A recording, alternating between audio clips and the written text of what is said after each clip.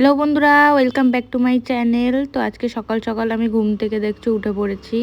তো এখন ঘড়ির কাঁটায় বেজে রয়েছে প্রায় 7টা কি 7:30। আজকে আমার বাড়িতে একটা স্পেশাল দিন। তো এখন আমি যাব, আগে ভালো করে একটু ফ্রেশ হয়ে নিই। আর আজকের ভিডিওটা কি নিয়ে আসতে চলেছে সেটা ভিডিওটা স্কিপ না করে দেখতে থাকো, জানতে পারবে। আমি এখানে স্নান করে রেডি হয়ে নিয়েছি, ভালো মতন ফ্রেশ হয়ে ড্রেস আপ করে নিয়েছি। তো চলে এসেছি উপরে, এসে দেখলাম সমস্ত কিছু নিয়ে আয়োজন শুরু হয়ে গেছে। দেখে মনে হচ্ছে যে শীতকালের শুরুতেই পিকনিক, না অ্যাকচুয়ালি এটা পিকনিক না।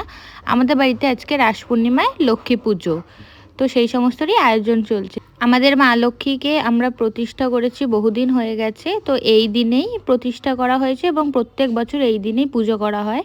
তো এখন মাকে একটু ভালো করে সাজিয়ে গুছিয়ে নিচ্ছি, শাড়ি কাপড় পরিয়ে।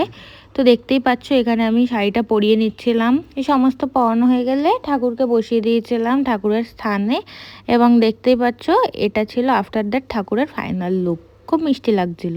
তারপরে যে সমস্ত গাঁদার মালাগুলো আনা হয়েছিল সেগুলো প্রত্যেকটা ঠাকুরের গলায় পরিয়ে দিচ্ছিলাম। আর এখানে কিন্তু মাসি আমাকে হেল্প করছিল। এত বড় বড় মালা তো ছোট ছোট জায়গা বা ছোট ঠাকুরকে তো দেওয়া যাচ্ছিল না, তাই সেই সমস্ত সাইজে এনে দিতে।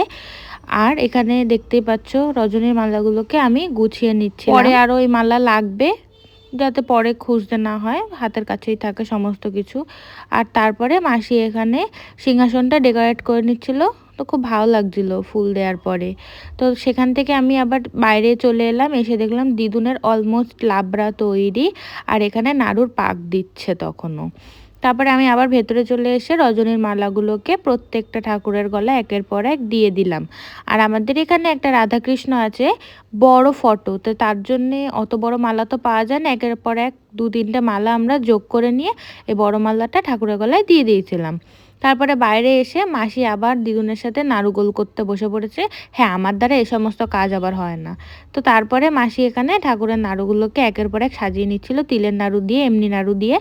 তারপরে আমরা সবাই একটু হাঁপিয়ে গেছিলাম, আর আমি উপোস ছিলাম বলে আমার সারাদিন কিছু খেতে পারিনি। কিন্তু আমাকে কেউ পরোয়া না করে আমাকে সমস্ত কিছু থেকে বাদ দিয়ে নিজেরা দিব্যি চা খাচ্ছিল আমাকে দেখিয়ে দেখিয়ে সবাই। কিন্তু হ্যাঁ, আমার কোনো আফসোস লাগছিল না। কি আর বলি। তারপরে এখানে দিদুন নিজের মতো কাজে ব্যস্ত ছিল রান্না করতে, আর মাসি তারপরে চা খেয়ে এখানে সমস্ত ফল গুছিয়ে নিচ্ছিল।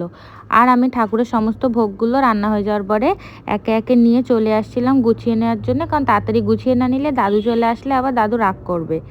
আর এখানে দাদু বলছি তার কারণ আমাদের পুরোহিত মশাই কিন্তু আমার দাদুই। আর দাদুর পুজো ছাড়া আমাদের কারোর পুজোই সন্তুষ্ট লাগে না। বহু যুগ ধরে ছোটবেলার থেকে দেখে আসছি দাদুর পুজো। আর সত্যি বলতে দাদু খুব সুন্দর পুজো করে। নিজের লোক বলে বলছি না, কিন্তু দাদুর পুজো অসাধারণ লাগে আমাদের। কেন জানি না, দাদুর পুজো ছাড়া অন্য কারোর পুজোতে মানে কি বলবো, সন্তুষ্টি লাগে না। তো যাই হোক, নারায়ণ শিলাকে দাদু নিয়ে মা লক্ষ্মীর পাশে বসিয়ে দিচ্ছিল। আর তারপরে আমি পাশে বসে শিব ঠাকুরকে স্নান করিয়ে নিচ্ছিলাম, দাদুর হাতে হাতে কাজে গিয়ে দিচ্ছিলাম। তো তারপরে সবাই এখানে মোটামুটি বসে পড়েছে, আর দাদুও আমাদের পুজো শুরু করে দিয়েছে। আর এটা ছিল সমস্ত কিছু গোছানোর পরে, প্রত্যেকটা ঠাকুরের ভোগ গোছানোর পরে আমাদের ঠাকুর ঘরের ফাইনাল লুক। খুব সুন্দর লাগছিল দেখতে। আর এই সাজানো গোছানোগুলো কিন্তু ভালোভাবে করেছে মাসি। আর এখানে পাপাও একের পর এক পদ্ম ফুল ছাড়িয়ে নিচ্ছে। ছাড়িয়ে নেওয়া ইন দ্য সেন্স বলতে বোঝায় যে ওই যে পদ্ম ফুলগুলোকে মানে কি বলে ফুটিয়ে দেয় বলে না, ওইটা। আর দাদু এখানে কিন্তু নারায়ণ শিলাকে স্নান করিয়ে নিচ্ছিল। স্নান করিয়ে নেওয়ার পরে তারপরে দাদু এখানে মালা প্রদান করে দিয়েছে নারায়ণ শিলাকে।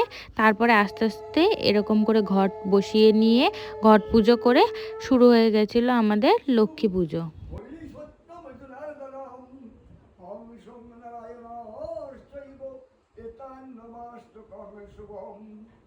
ওম নমস্তে জগদাভাসে নমস্তে জগৎসাইরে নমস্তে কেশবালান্ত বাসুদেবায় নমস্তুতে। ওম নারায়ণং নমস্কৃত্য নরশ্চৈব নরোত্তমঃ দেবীং সরস্বতীশ্চৈব ততো জয় মধুরায়ে। ওম ব্রহ্মণ্যহিতায় চ গো ব্রাহ্মণ্যহিতায় চ জগদ্ধিতায় শ্রীকৃষ্ণায় গোবিন্দায় নমো নমো। পাপোহং পাপকর্মাহং পাপাত্মা পাপ সম্ভব ত্রাহি মাং পুণ্ডলিকাক্ষ সর্ব পাপ হরো হরি। হে নারায়ণ।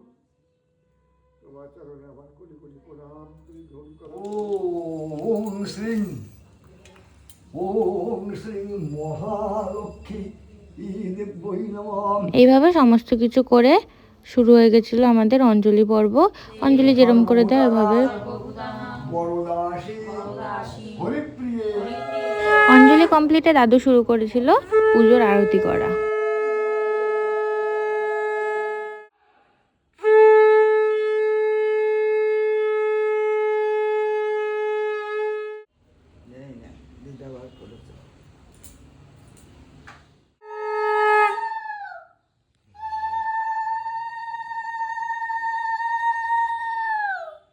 সবকিছু শেষে দাদু পাঁচালি পড়ে আজকের মতো পুজো এখানেই কমপ্লিট করলো।